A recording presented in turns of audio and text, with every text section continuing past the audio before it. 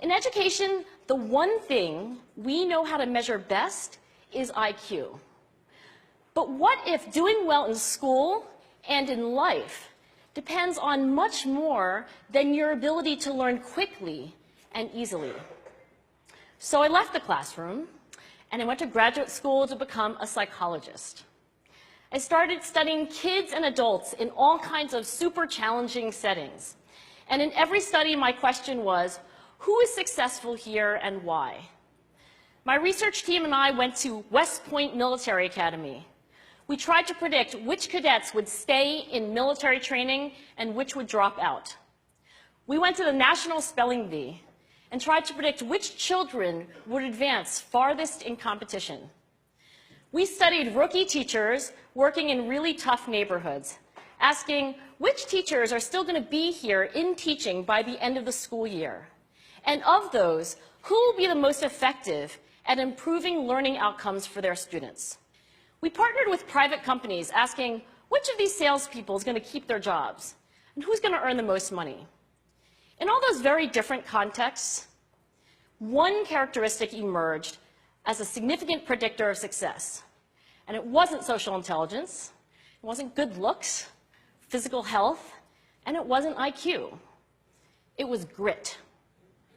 Grit is passion and perseverance for very long-term goals. Grit is having stamina. Grit is sticking with your future, day in, day out, not just for the week, not just for the month, but for years, and working really hard to make that future a reality. Grit is living life like it's a marathon, not a sprint. A few years ago, I started studying grit in the Chicago public schools. I asked thousands of high school juniors to take grit questionnaires, and then waited around more than a year to see who would graduate. Turns out that grittier kids were significantly more likely to graduate, even when I matched them on every characteristic I could measure, things like family income, standardized achievement test scores, even how safe kids felt when they were at school. So it's not just at West Point or the National Spelling Bee that grit matters, it's also in school, especially for kids at risk for dropping out. To me, the most shocking thing about grit is how little we know, how little science knows about building it. Every day, parents and teachers ask me, how do I build grit in kids? What do I do to teach kids a solid work ethic? How do I keep them motivated for the long run? The honest answer is, I don't know. What I do know is that talent doesn't make you gritty. Our data show very clearly that there are many talented individuals who simply do not follow through on their commitments. In fact, in our data, grit is usually unrelated or even inversely related to measures of talent.